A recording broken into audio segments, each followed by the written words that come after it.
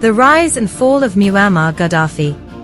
Muammar Gaddafi, the enigmatic leader of Libya for over 4 decades, was a figure who evoked both awe and fear on the global stage. His rise to power was marked by revolutionary fervor and grand ambitions, yet his eventual downfall would be a cautionary tale of unchecked authority and international intervention. Rise to power. Gaddafi's journey to power began in 1969 when, as a young military officer, he led a bloodless coup against King Idris I, Libya's monarch at the time. Gaddafi, then only 27 years old, swiftly consolidated his control over the country, establishing himself as the de facto ruler. His charismatic persona and revolutionary rhetoric resonated with many Libyans, particularly the disenfranchised youth and the urban poor, who saw him as a champion of Arab nationalism and anti-colonialism. During his early years in power, Gaddafi implemented sweeping socialist reforms, nationalizing industries and redistributing wealth.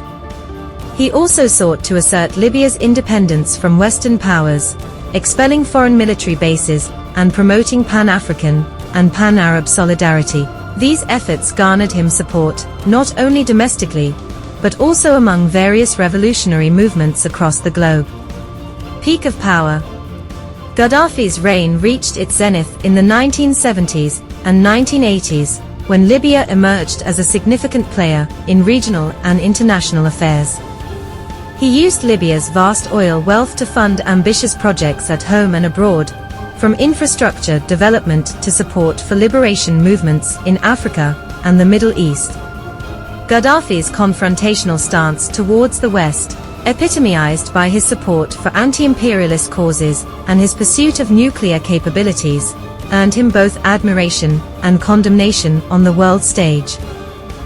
Despite facing numerous challenges, including internal dissent and external conflicts, Gaddafi managed to maintain a firm grip on power through a combination of repression and co-optation. His regime cultivated a cult of personality around him, portraying him as the brother leader and the sole guarantor of Libya's stability and prosperity. The downfall. The beginning of the end for Gaddafi came with the Arab Spring in 2011, a wave of popular uprisings that swept across the Middle East and North Africa.